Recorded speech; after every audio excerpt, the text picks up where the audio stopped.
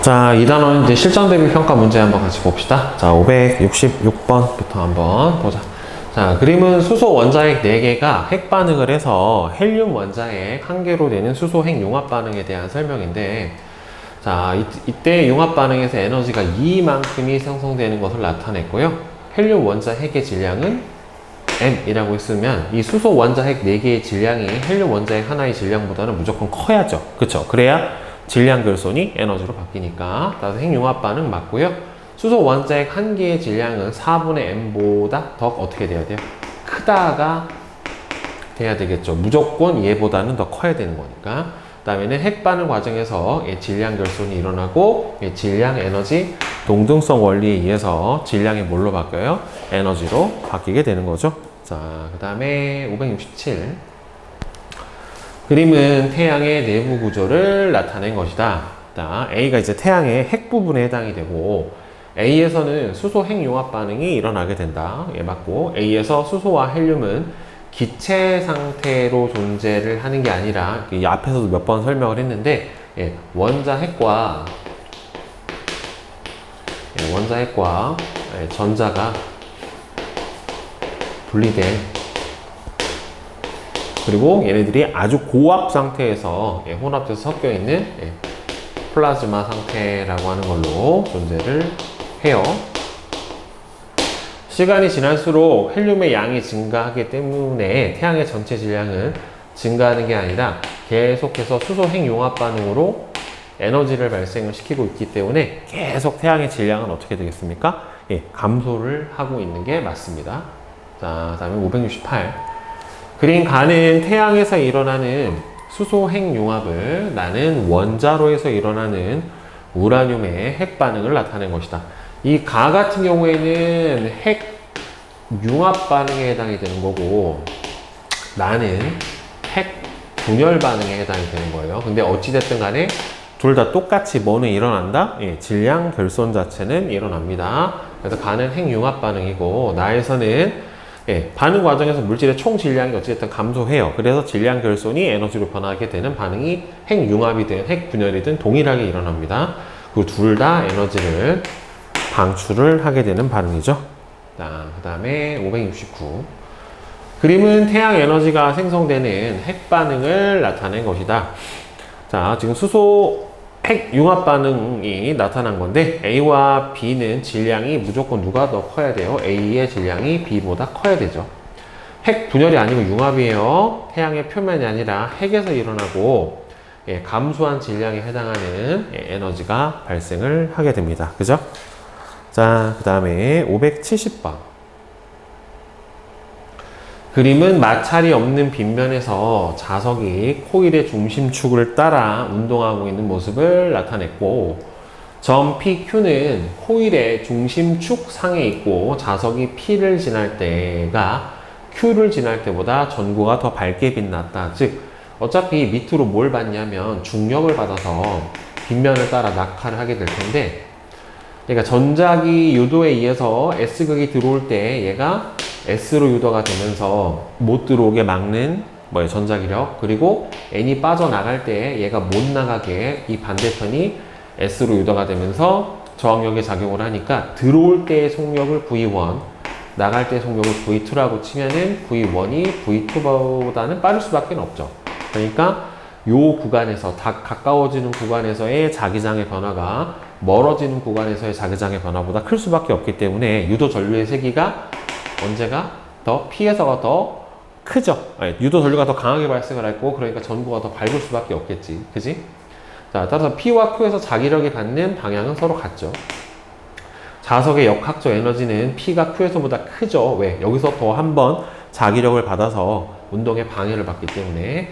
자석이 PQ를 지날 때 코일에 흐르는 유도 전류의 방향은 내려올 때는 위쪽에 S극이니까 이렇게 유도가 될 거고, 그 다음에 이쪽으로 여기서 Q를 지날 때는 이렇게 될 테니까 방향은 서로 어떻게 됩니까? 반대가 되니까 이거 틀렸죠. 코일에 흐르는 유도 전류의 세기는 자석이 P를 지날 때가 Q를 지날 때보다 크다. 여기서 설명을 해드렸죠. 단위 시간당 코일을 통과하는 자기장의 변화는 자석이 P를 지날 때가 Q보다 크니까 그때 유도 전류가 더 센 거죠. 자, 다음에 571. 다음은 전자기 유도 실험이다. 그림과 같이 코일과 검유계를 연결을 하고 코일 위에서 자석을 회전시킬 수 있도록 한다. 자석을 일정한 빠르게 회전을 시키면 자석은 극이 있으니까 N극이 다가왔다 N극이 멀어지고 뒤집어지면 S극이 다가왔다가 S극이 멀어지고 하면서 계속해서 자기장의 변화가 생길 거란 말이에요. 그쵸? 자, 그래서 그 다음에는 자석을 나보다 더 빠르게 회전을 시키면 이 다에서는 나에서 발생한 유도 전류보다는 어떻게 돼야 됩니까? 좀 더 센 전류가 흐르겠죠. 따라서 일단 전류의 최대값은 나보다 다에서가 어떻다? 더 크다. 맞고, 그 다음에 가에서 가문수가 더 어떤 코일로 바꿔서 나를 반복을 해봤더니만 전류의 최대값이 나보다 라에서 더 컸다. 그러니까 가문수가 더 많은 코일로 바꿔서 반복을 해줬다라고 봐야 되겠죠. 따라서 기억은 일단은 많은이 맞고, 네. 그 다음에 디귿은 크다가 맞죠. 네. 그 다음에 여기서는 나에서 검유계 흐르는 전류의 세기는 어떻게 되냐면은 N극 자석이 다가왔다가 멀어졌다가 다시 S극이 다가왔다 멀어졌다라고 하니까 전류의 세기도 세졌다 약해졌다, 그 다음에 방향도 계속 바뀌고 하면서 어떻게 됩니까? 예, 변하는 전류가 흐르게 되겠죠. 결국에 이 전자기 유도로 발생하는 전류는 교류일 수밖에 없기 때문에 교류는 시간당 전류의 세기와 방향이 계속해서 변하는 전류이기 때문에 전류의 세기도 변하고 방향도 변하게 돼요. 자, 그 다음에 572. 그림과 같이 코일이 감긴 유리관 안으로 자석이 점 A, B, C를 지나면서 낙하를 했고요. 자석이 코일을 통과를 할 때 코일에 연결된 전구 P하고 Q에서 불이 켜졌답니다. 자, 그러니까 통과하는 순간에 전자기 유도가 일어나서 유도 전류가 발생을 했겠죠. 그리고 이때 어차피 낙하라면서 코일은 계속해서 자석의 운동을 방해하는 힘을 작용을 할 거기 때문에 역학적 에너지가 어디가 더 크겠어요?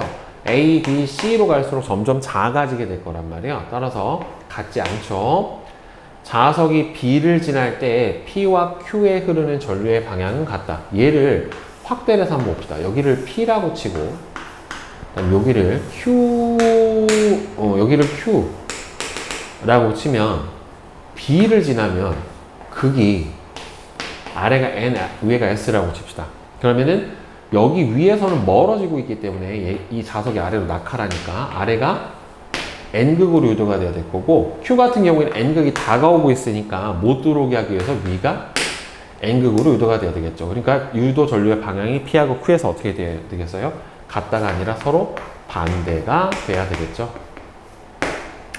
자석이 A와 B를 지날 때 P에 흐르는 전류의 방향은 반대다. 그렇죠. 여기하고 여기를 지날 때 여기는 지금 이렇게 됐잖아요. 그럼 N극이 먼저 다가왔을 테니까 그러면은 N극이 들어오는 거를 방해하기 위해서 코일 위쪽이 N극으로 유도가 돼야 되니까 여기는 들어올 때는 위에가 N극, 빠져나갈 때는 아래가 N극이 되니까 반대가 되는 거 맞죠? 따라서 답은 2번이 됩니다.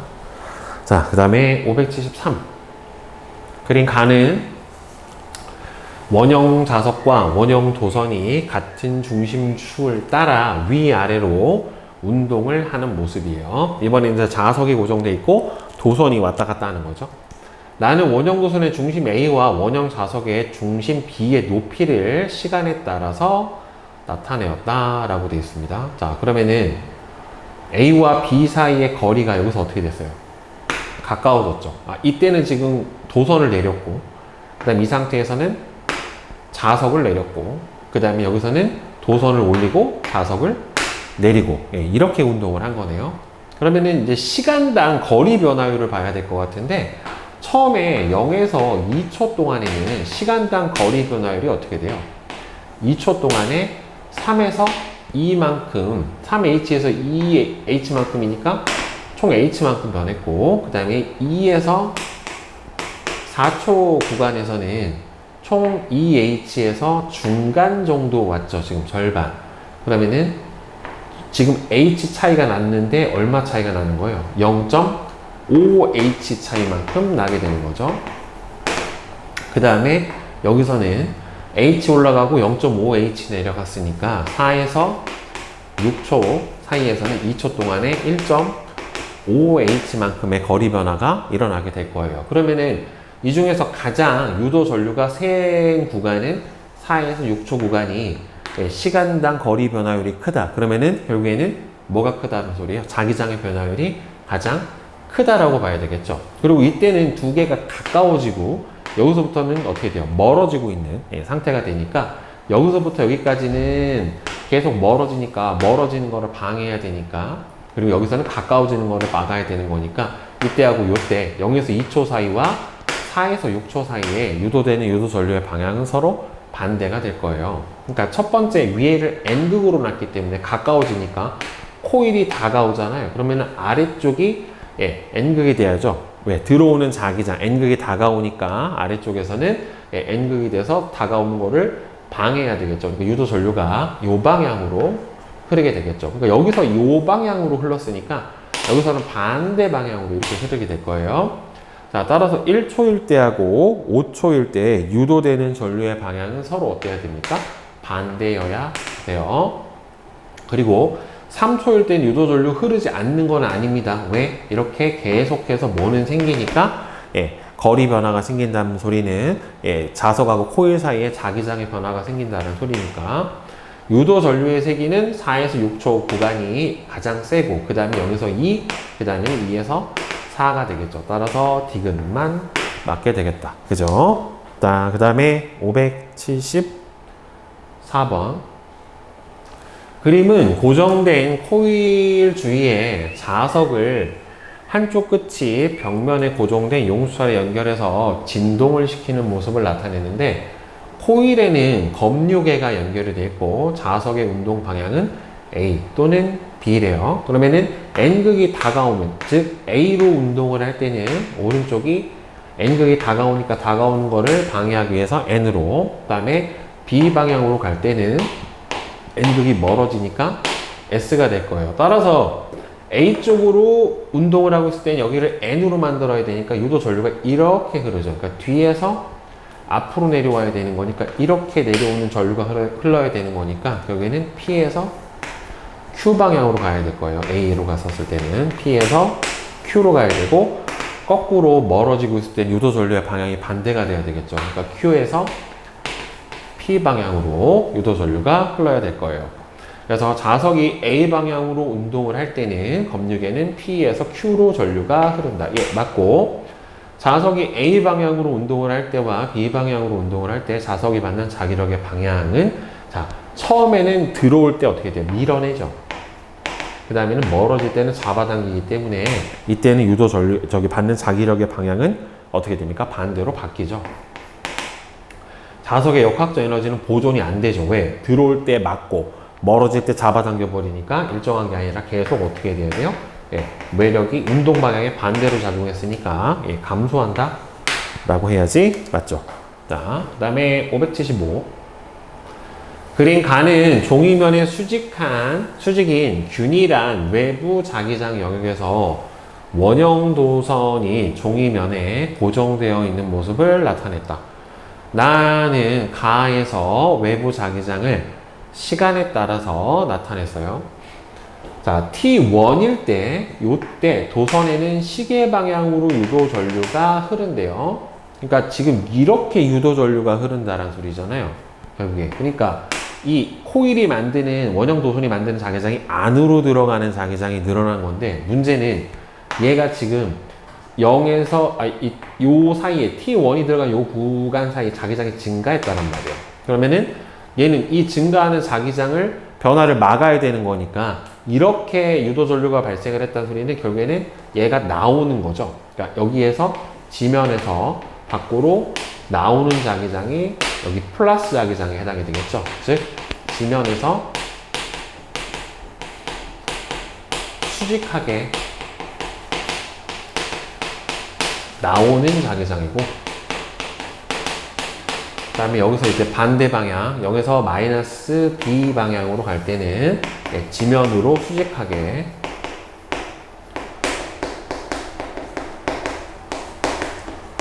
들어가는 자기장이 될 거예요.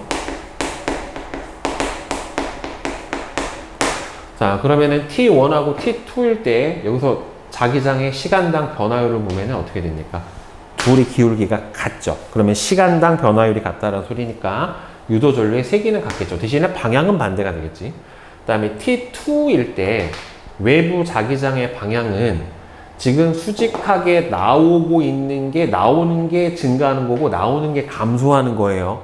방향이 바뀐 게 아니라 세기가 바뀌는 거니까 수직으로 들어가는 방향이 아닙니다. 왜? 이거는 자기장의 부호가 바뀌어야지 마이너스로 바뀌어야지 들어가는 자기장이 되는 거예요. T3일 때는 지금 보면은 자기장의 변화가 어떻게 됩니까? 없죠. 자기장이 일정하죠. 그러니까 이때는 유도 전류가 없습니다. 안 생겨요. 유도 전류는 0이 되는 거예요. 유도 전류는 결국에는 시간당 자기장의 변화가 있는 요 구간, 여기서부터 이 구간에 생기고 여기와 여기에서는 시간당 자기장 변화가 없기 때문에 아예 유도 전류 자체가 발생을 안 해야지 맞는 거예요. 그 다음에 576번 그림은 발전기의 구조를 간단하게 나타냈습니다. 그리고 발전기는 전자기 유도의 원리가 적용이 되고 이 전자기 유도의 원리에 의해서 발생하는 모든 전류는 다 교류란 말이에요. 그러니까 전류의 방향은 계속 변하죠. 그다음에 운동 에너지가 전기 에너지로 바뀌고 회전 방향이 바뀌어도 어차피 코일을 통과하는 자기장의 변화가 생기기 때문에 전류는 계속해서 발생을 해야 돼요. 그다음에 577 그린 간은 발전기에 회전 날개를 달고 연기해서 바람을 보냈더니만 전구가 켜지는 일종의 풍력 발전 같은 현상이 일어난 거고 나는 회전하는 자석 주위에 코일이 고정되어 있는 발전기 내부를 나타냈답니다.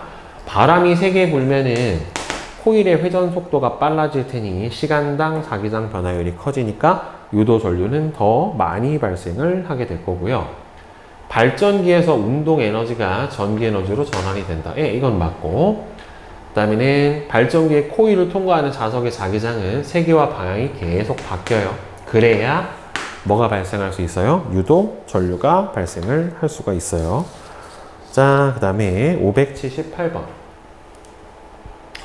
그림은 핵발전과 화력발전에서 전기를 생산하는 과정을 간단하게 나타냈습니다. 우라늄이나 플루토늄으로 원자로에서 핵분열을 통해서 열을 발생시키고 얘는 화석 연료의 연소 과정을 통해서 열을 발생시키죠. 그래서 터빈을 돌려서 발전기를 돌리게 되면 발전기에서 역학적 에너지가 뭘로 바뀝니까? 바로 전기 에너지로 바뀌게 돼요. 그래서 A는 화석 연료는 태양 에너지가 근원이 되는 에너지가 맞고요.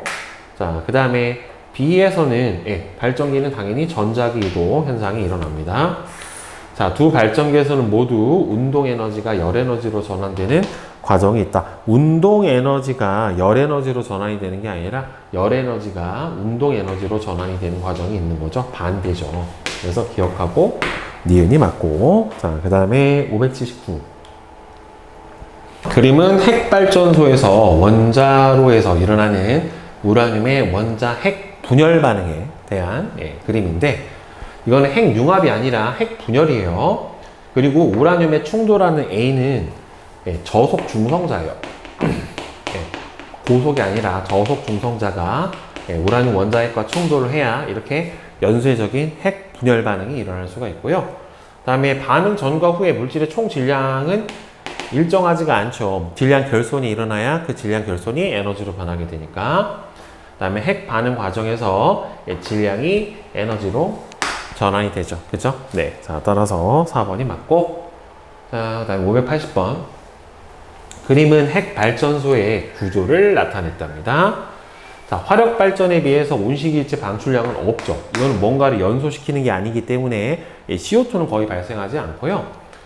자, 에너지원의 매장량이 풍부해서 고갈의 우려가 없진 않아요. 다 지화 자원은 언젠가는 다 고갈이 되게 돼 있겠죠. 대량의 냉각수가 필요해서 건설 장소가 제한적이에요. 그래서 보통 대부분이 바닷물을 이용을 해서 냉각수를 공급을 받기 때문에 해안가에 주로 원자력 발전소들이 설치가 되어 있습니다. 자, 그 다음에 581 그림은 여러 가지 에너지 전환 과정을 나타냈는데 A부터 D는 에너지 전환이 일어나는 현상이나 장치이고 B와 C는 발전기하고 전동기를 순서 없이 나타냈는데, 자, 전기 B하고 C는 발전기하고 전동기. 전기 에너지, 화학 에너지가 근육 운동을 통해서 운동 에너지로 바뀌게 될 거고요.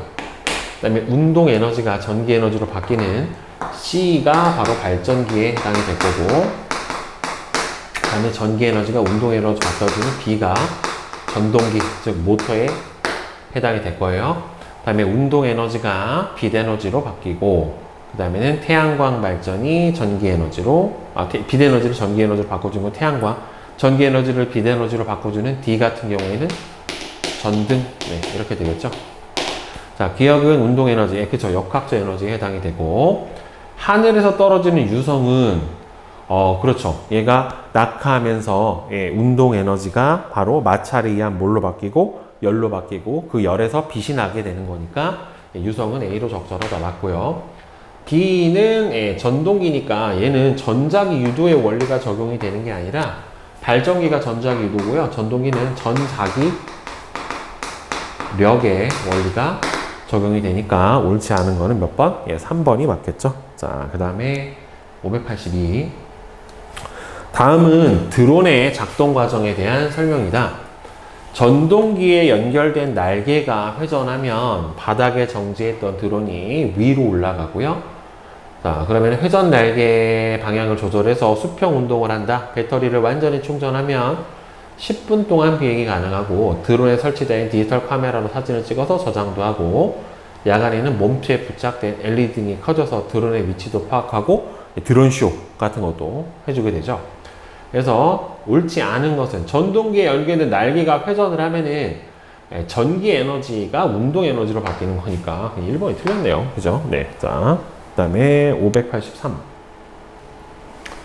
그림은 자동차에 공급된 연료가 가진 에너지가 다른 형태로 전환되는 것을 나타냈대요. 연료가 100, 나머지 다 합쳐가지고 전체 바뀐 에너지가 100에 해당이 돼야 될 테니까 20, 30, 예, 45, 75니까 결국에는 운동 에너지로 바뀌는 거는 25% 정도가 되겠죠. 그래서 에너지 효율은 실제로는 연료가 목적 에너지인 운동 에너지로 바뀌는 비율이니까 25%가 돼야지 맞고, 달리던 자동차가 멈출 때는, 예, 운동 에너지가 결국에는 마찰력으로 인해서 멈추게 되는 거란 말이에요. 그러니까 마찰은 결국에는 운동 에너지가 다 열 에너지로 바뀌는 과정이니까 맞고요. 엔진의 지금 에너지 효율이 25%란 말이에요. 그러니까 200kJ 중에 25%면은 그렇죠. 50kJ이 바로 자동차가 운행을 하는 데 사용하는 에너지로 바뀌게 되겠죠. 그 다음에 584. 그림은 선풍기와 다리미를 멀티탭에 꽂아 사용하는 모습을 나타냈고, 표는 선풍기와 다리미가 받은 에너지와 유용하게 사용한 에너지를 나타냈대요. 에너지의 효율은 다리미가 선풍기보다는 더 높답니다. 그럼 지금 받은 에너지, 그러니까 2분의, 여기에는 다리미, 받은 에너지가 선풍기는 2고 사용한 에너지가 100이죠. 그러니까 2분의 100. 그 다음에 다리미 같은 경우에는 400을 받아서 이만큼 일을 했는데 얘가 더 크다 라고 나온 거죠. 그러니까 최소한 얘는 200보다는 커야 되겠다. 그죠? 네. 자, 그래서 2는 200보다, 왜 그러냐면 200이 되면 둘이 똑같아지니까 200보다 커져야 결국에는 에너지 효율이 누가 더 커지게 됩니까? 다리미가 더 커지게 되니까.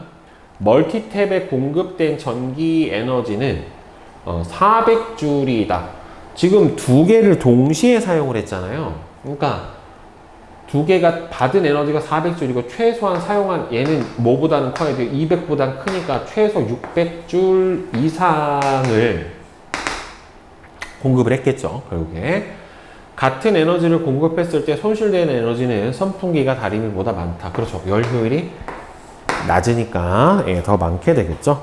그 다음에 585번. 그림은 고열원에서 열 Q1을 흡수를 해서 외부에 W만큼의 일을 하고 저열원으로 Q2를 방출하는 열기관을 나타냈고요. 열기관 A, B의 Q1, W, Q2 열 효율을 나타냈다.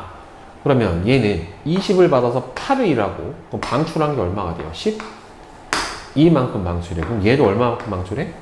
12만큼 방출해요. 그럼 일을 한 게 6이니까 공급된 거는 18에 해당이 되겠죠. 결국에 총 값이 같아야 되는 거니까. 그러면은 A의 열 효율은 얼마가 되겠어요? A 같은 경우에는 20분의 8이 될 거고, 그 다음에 B 같은 경우에는 18분의 6이 될 거예요. 그죠? 공급받은 에너지, 일을 하는데 쓴 에너지. 얘는 얼마가 될까? 3분의 1에 해당이 되고, 얘는 얼마가 되나? 5분의 2에 해당이 되죠. 그러면은 얘가 2에 해당이 되니까 몇 배예요?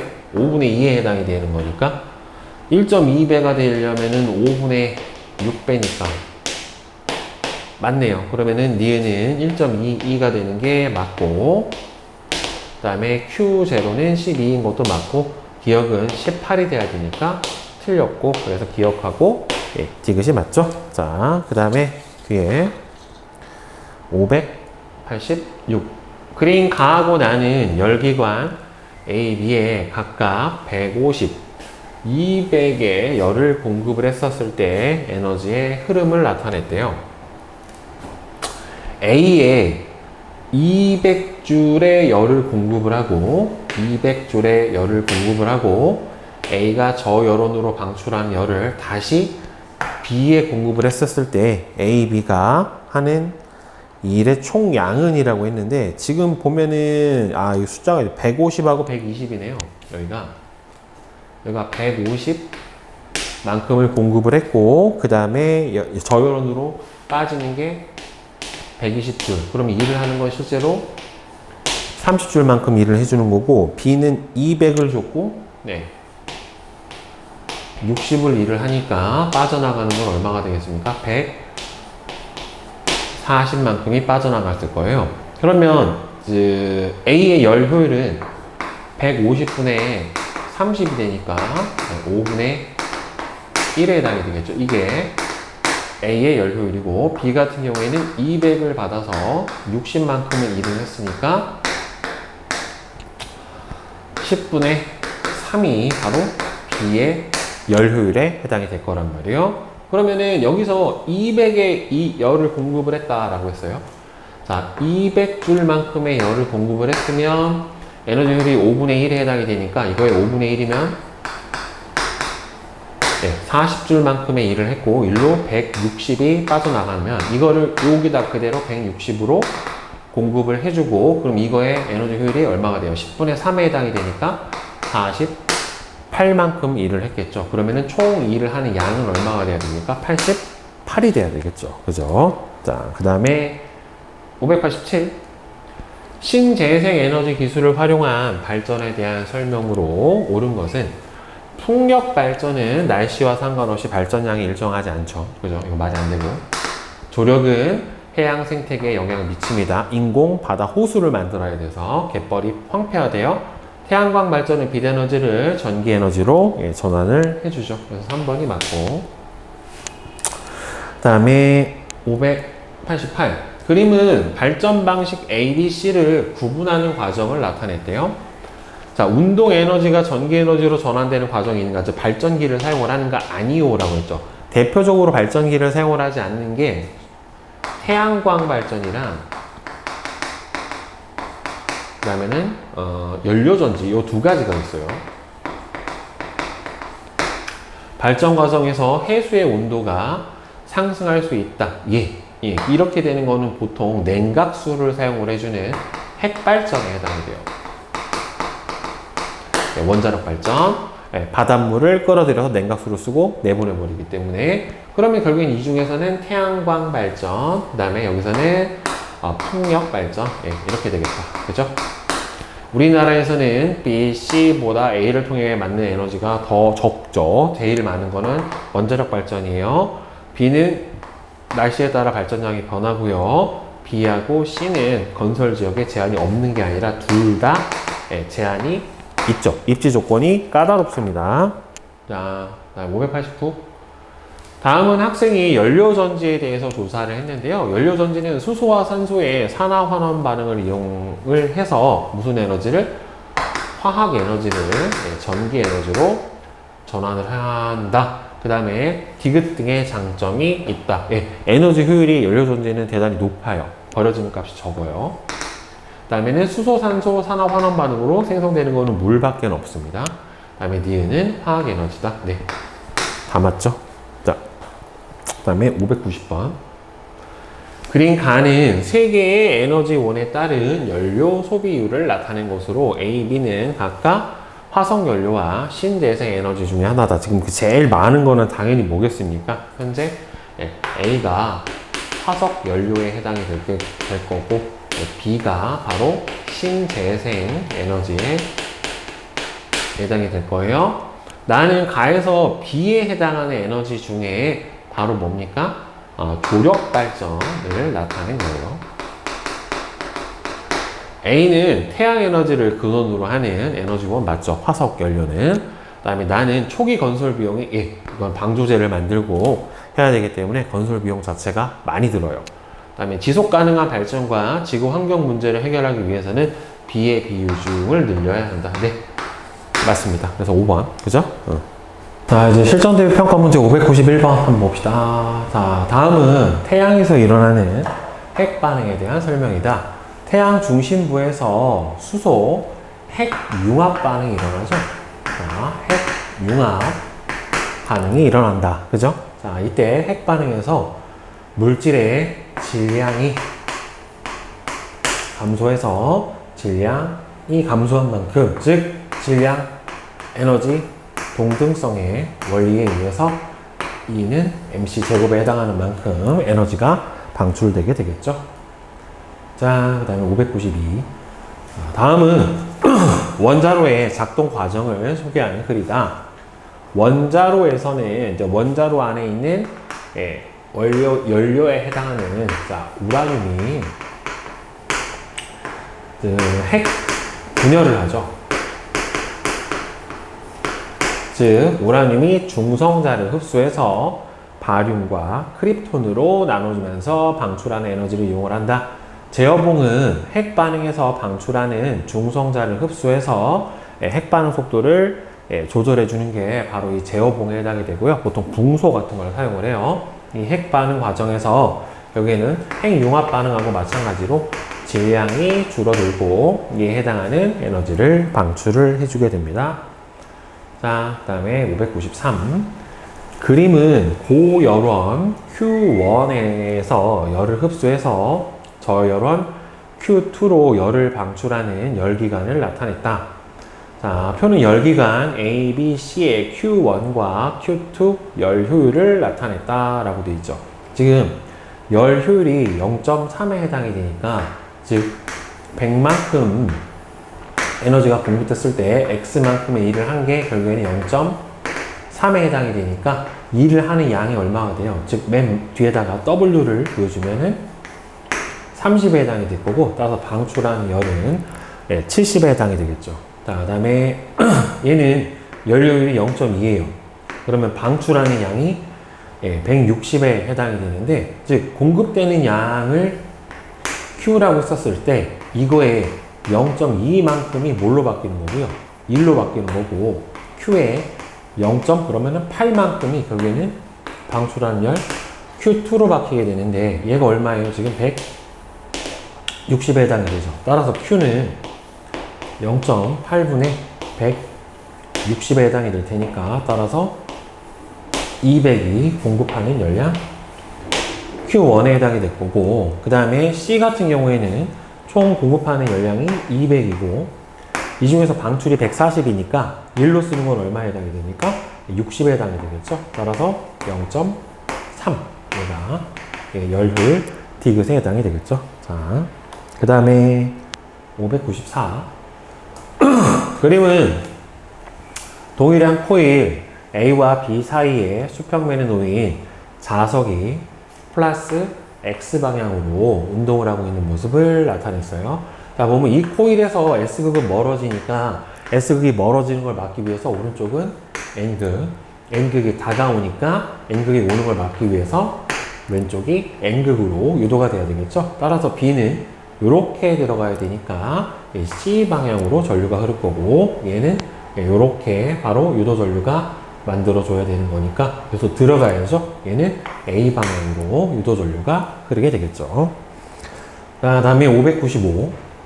자석이 운동하는 동안 자석의 운동 상태가 어떻게 변할지 자석이 코일로부터 받는 힘을 이용해서 설명을 하면, 지금 얘는 못 멀어지게 왼쪽으로 잡아당겨지는 힘을 받을 거고, 얘는 못 들어오게 왼쪽으로 밀어지는 힘을 받기 때문에 얘가 운동 방향의 반대 방향으로 자기력을 받는단 말이에요. 그렇기 때문에 자석의 운동 상태는 어떻게 되겠습니까? 속력이 점점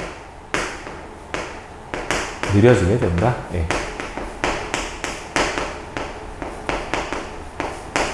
이렇게 되겠죠.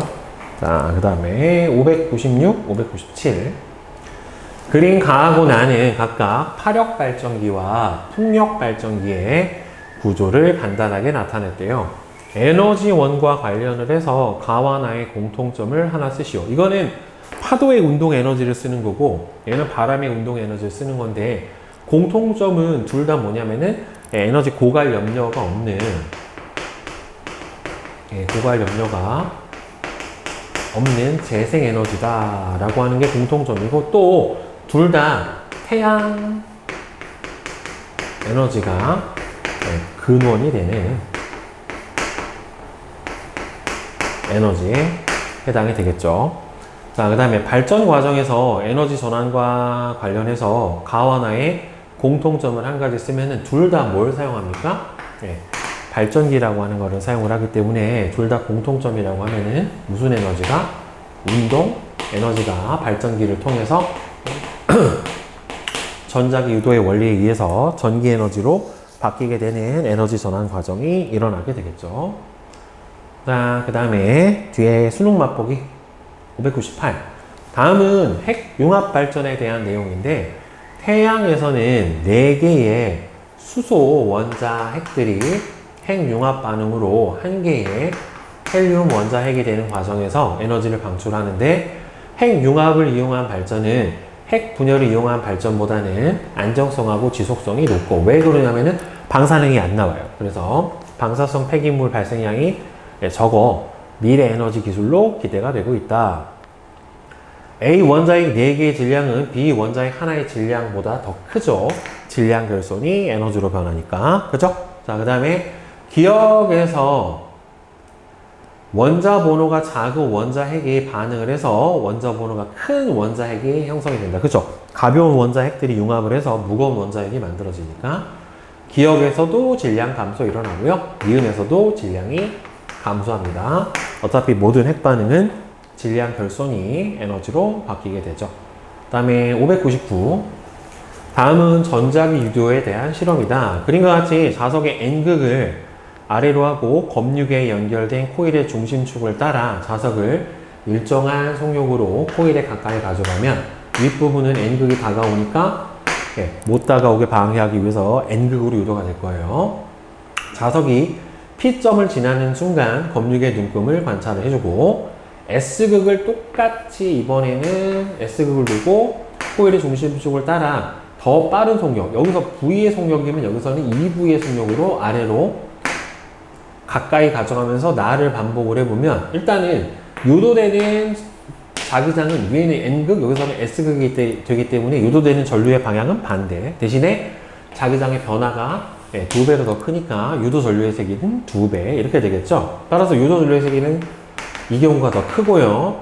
자기력의 방향은 어차피 둘 다 들어오는 거를 막게 되는 위 방향으로 청력이 작용을 하게 될 거고, 검육의 바늘은 유도 전류 방향이 서로 반대니까 반대 방향으로 작용을 하게 되겠죠. 자, 다음 600번. 그림은 온도가 T1인 열원에서 열을 흡수를 해서 Q의 일을 하고, 그 다음에 T2인 열원으로 4Q의 열을 방출하는 열기관이에요. 그럼 결국에는 총 에너지는 공급된 게 5Q만큼이 들어갔을 거란 말이에요. 그죠? 그리고 여기 위쪽이 공급하는 쪽이 고열원에 해당이 되고, 방출되는 이쪽이 저열원에 해당이 되기 때문에 T1의 온도가 T2보다 높아야 되고요. 열 효율은 전체 5Q분의 1로 바뀌는 게 Q에 해당이 되니까 0.2가 돼야 되겠죠. 그래서 기억하고 니은이 맞고, 그 다음에 맨 마지막 601. 그림은 세 가지 발전 방식을 분류를 한 것이다. A하고 B는 각각 풍력과 연료전지 중에 하나래요. 자, 아니요 해서 두 개로 갔어요. 그럼 여기서 차이가 나는 거는 태양전지하고 그다음에는 A, B인데 하나는 풍력이고 연료전지예요. 그러면 이 중에서 발전기를 쓰는 거는 풍력 발전이고 연료전지하고 태양광 발전은 발전기를 사용을 안 해요. 그러면 여기서 이렇게 구분할 수 있는 게 여기서 전자기 유도의 원리가 이용이 되는가는 적절하죠. 즉 발전기를 사용을 하는 풍력이 A에 해당이 될 거고 아니오에서 날씨에 영향을 받는 건 태양전지, 그럼 아닌 거는 연료전지 이렇게 되겠죠. 이게 A에서는 발전 과정에서 물이 안 생기죠. 물이 생기는 거는 보통 이제 수소, 산소, 연료전지의 경우에는 물이 생길 수 있고 B는 수소와 산소의 산화환원 반응을 통해서 화학에너지가 전기에너지로 바뀌게 되는 반응이 일어나게 됩니다.